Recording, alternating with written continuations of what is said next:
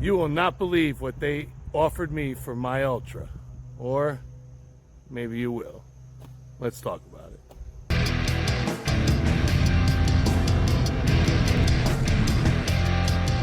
The intro was, you wouldn't believe what they offered me for my Ultra. The bike I'm riding that you can see all over here as I give you a nice 360 view of this beautiful machine. It's a 2011 Harley Davidson Ultra Limited. It has 43,850 miles on it, right as we speak. And rides like a champ. It has a stage 2. I redid the entire cam chest about 10,000 miles ago now. Steady as she goes. But the bike has had no problems that I wasn't, at least in large part, responsible for. I did a lot of the work on the bike when I bought it. Oh, whoa, whoa, whoa, where are you going? Right with these people. Beep the horn, I guess. But there you go, nice little shot there. A little contact avoidance. Anyway, and I've gone on some long trips. I did an Iron Butt a month ago, almost to the day now. Well, a couple of days earlier. And I've ridden it to Laconia and back many times. I've ridden it to Gettysburg. I've ridden it to Milwaukee now twice. One time I took 1 day and one time I took 3 days, but I rode there twice. Countless, many day trips all around the Northeast. But I got to thinking, it's never going to be worth more than it is now, because it's getting, it's not 20 years yet. I guess it'll be worth more when it hits 20, but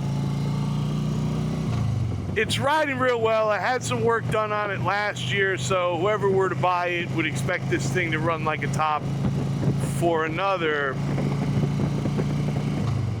10,000 miles or so anyway, before they had it's got to go in for its 50,000 mile service, I suppose,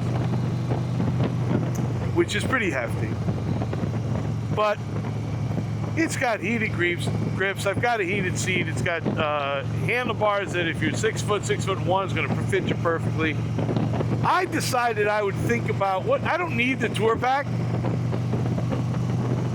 I'm getting older. I don't necessarily need a bike this big. And I've always loved the Softail. And when I was at the Harley Davidson Museum, I caught a glimpse of some beautiful Softails and got to thinking. I have a DR650 that I ride somewhat off-road, but I like adventure bikes, and I would like a bigger adventure bike. And this Harley Davidson that I have, which quite honestly, every time I ride, I think, why would I think of selling this thing? It just can rip, and it's amazing, to me anyway, what this Stage 2 has done for this bike. So,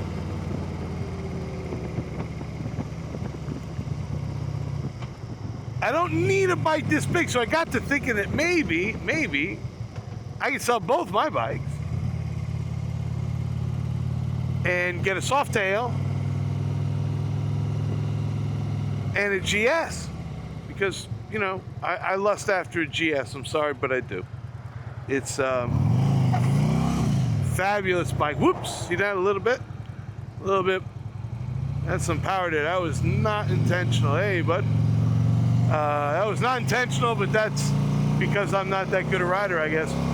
But whatever it is, I thought I could get a nice older Softail that would fit on my trailer, because the trailer that I have I bought for the DR650, and if I wanted to trail this Ultra, I found out people do, and that would be a bit much. I trailered my DR650 to Sturgis 2 years ago for the Get On ADV Fest, I am one of those people that would think that, well, if I'm going to go to Sturgis for the August rally, I've got to ride the Harley. I've got a touring Harley Davidson. I mean, what else is the point? And I suppose I probably would do that. But having driven it, I understand, you know, what people like Professional Monkey do. You know, it's no slack trailing your bike. You know, there's a lot of riding to do out there. But if I was out there, it'd be hard for me not to want to jump on a bike that can go on the dirt. Now, needless to say, a Softail can't do that, but a GS can. So I brought my bike, this bike, to a local BMW dealership. There's not a Harley Davidson in the shop. There's not one used.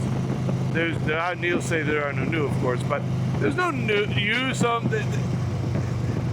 They only trade in their own BMWs that they buy from people, or they only trade BMWs, because that's really all there is on the showroom.